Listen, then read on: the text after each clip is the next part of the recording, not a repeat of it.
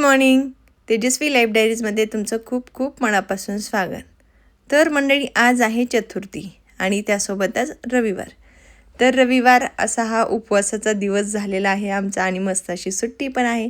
त्यासाठी मी मस्त सकाळी सकाळी छानशी अशी फ्रेश झाली आणि त्यानंतर साडी नेसलेली आहे. म्हणलं आज चतुर्थीचा दिवस आहे आणि सोबत सुट्टीही आलेली आहे, तर मस्त एन्जॉय करून घेऊया आज सुट्टीचा. त्यानंतर मग मी थोडंसं घरी आवरायला घेतलं होतं. बेडरूममधले थोडेसे मला बेडशीटही चेंज करायचे होते, त्यामुळे मस्त असे मी सगळं माझा बेड आहे तो आवरून घेतला आणि त्यानंतर बेडशीट चेंज करायला घेतला. आता तुम्ही म्हणाल इथं हे सांडलेलं आहे माझ्या गादीवरती, थोडंसं तेल सांडलं होतं त्यामुळे तो मोठा डाग पडला आहे. त्याला मी उन्हामध्येही ठेवलं होतं तरी पण तो काही नाहीसा झालेला नाही आहे. त्याला काही आयडिया असेल तर मला ते कमेंट करून नक्की सुचवा. त्यानंतर मस्त अशी ही बेडशीट ही चेंज करून घेतले. छानसं असं व्हाईट आहे हे बेडशीट, खूप छान आहे. त्यानंतर माझं बेडशीटही आवरून झालं आणि मग मी आता माझी जी आवरलेले बेडशीट आहेत ते मी आता मशीनला लावून घेणार आहे. तुम्ही पाहू शकता किती छान लुक आलेला आहे ह्या बेडशीटच्या कलरमुळे. शक्यतो मी माझे असे एकदम नॉर्मलच कलर असतात. त्यानंतर मी आता देवांना आंघोळी घालायला घेते. आज सुट्टीचा दिवस आहे म्हणलं की रोजची कशी गडबड असते, परंतु आज निवांत असल्यामुळे देवांनाही खूप निवांत आंघोळ घातली. त्यानंतर मी हे तिळाचं तेल वापरते दिव्यासाठी, कारण की त्यामुळे ना जी वात आहे हे आपला दिवा तो खूप जास्त वेळ जळतो आणि एकदम शांततेत जळतो. छानसं असं पूजा झाली माझी, दिवाही लावून घेतला आणि त्यासोबत धूप लावली.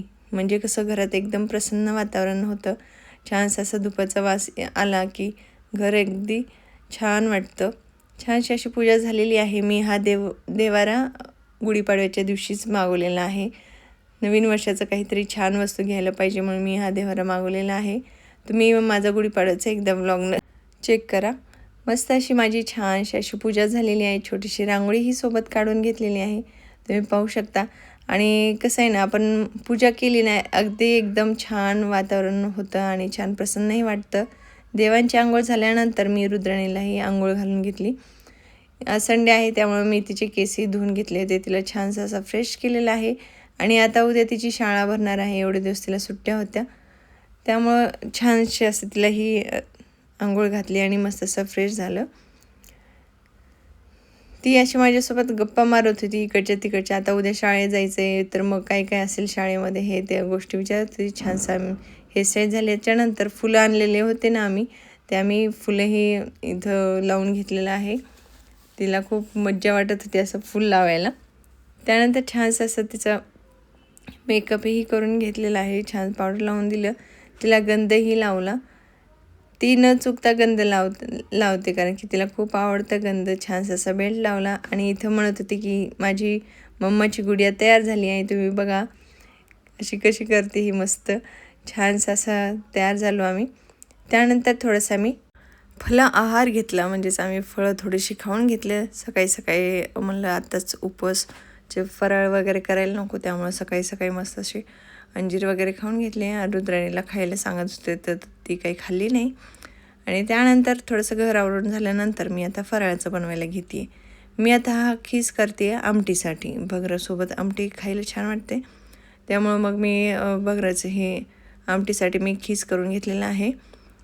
एक साईडला शाबू पण करायचा होता कारण की आमचा उपवास असला ना, रुद्राणीचाही उपवास असतो त्यामुळं, आणि ती काही भगर खात नाही त्यामुळं मग तिच्यासाठी मी थोडासा साबुदाणा बनवला. थोडासा म्हणण्यापर्यंत हा तिघांसाठी थोडं होता. त्यानंतर मी आमटी बनवते. एक साईडला छानसं असं मी वाटण केलं होतं जे की शेंगदाणे आणि हिरवी मिरची होती, आणि त्यानंतर त्यामध्ये हा बटाट्याचा खिसही टाकलेला आहे आणि थोडंसं गरम पाणी करून टाकलं. छानसं असे मस्त आमटी झालेली आहे. खीस टाकलं ना एकदम आमटी आळून येते आणि थोडंसं बटाट्याचं शेंगदाणे आणि हिरवी मिरची टाकली होती त्यामुळे एकदम टेस्टी लागते ही. आता तुम्ही म्हणाल हा उपवास आहे का काय, तर कारण की उपाशी राहून तर काही चालत नाही, त्यामुळं थोडंफार तर जे काही लागेल थोडं फराळ तरी करूनच घेतो. आणि महत्त्वाचं म्हटलं तर हे सगळं काही मी माझ्या थोडंसं शूटसाठीही बनवलेलं होतं. जे तळलेलं आहे त्याची काही रेसिपी नेक्स्ट व्हिडिओमध्ये येतीलच. त्यानंतर दुपारच्या वेळेला असं मस्त असं फराळही केला. रुद्राणीला जे हे पॉपकॉर्नसारखे झालेले आहेत ना, साबुदाण्याचे जे नाईलान शाबूसारखं झालेलं आहे, हे तळून मी रेसिपी बनवलेली आहे. नेक्स्ट व्हिडिओमध्ये टाकेनच. ते खूप आवडलेलं होतं, त्यामुळे तिचे एक्सप्रेशन तसे होते. आणि त्यानंतर आमचा फराळ झाला मस्त. फराळ झाल्याच्यानंतर लगेच मी भांडे आवरून घेते, कारण की आज सुट्टी आहे, दिवस ह्यातच जातो. कारण की एकदा जर ठेवलं ना, त्यानंतर आपल्याला आरामही होत नाही आणि खूप जीवावर आल्यासारखं वाटतं. त्यामुळं जेव्हा झालेलं आहे तेव्हाच पटकन काम आवरून घेतलेलं बरं असतं. त्यासाठी मी सगळी भांडेही सगळं आवरून घेतलेलं आहे. किचन आवरून झालेलं आहे माझं. आणि त्यानंतर इकडं येऊन पाहते तर रुद्राणी मस्त अशी मोबाईल पाहत बसली होती. त्यामुळं मग तिचा मोबाईल साईडला ठेवून दिला आणि आम्ही झोपी गेलो. छान वाटत होतं, सुट्टी असल्यामुळे थोडीशी झोप घेतली की फ्रेश होतं. त्यानंतर दुपारची झोप झाल्याच्यानंतर उठलो आणि फ्रेश झालो.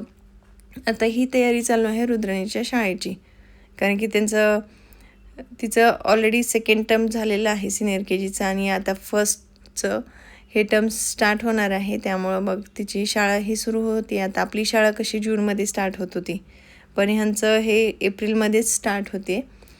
आणि त्यानंतर 1 महिनाभर सुट्टी देऊन त्याच्यानंतर मग जूनपासून परत स्टार्ट होते. कारण की कसं आहे, आत्ता स्टार्ट करतात म्हणजे ह्यांना महिनाभर एकतर अभ्यास करा आणि जूनमध्ये पहिल्या आठवड्यातच लगेच त्यांची एक्झाम पण होते. म्हणजे महिनाभराच्या सुट्ट्या काही सुखानं हे जगू देत नाहीत असंच म्हणावं लागेल. कारण की आपली कसं एकदा एप्रिलला संपली की त्यानंतर डायरेक्ट जूनमध्ये शाळा भरायची, पण ह्यांचं असं नाही आहे.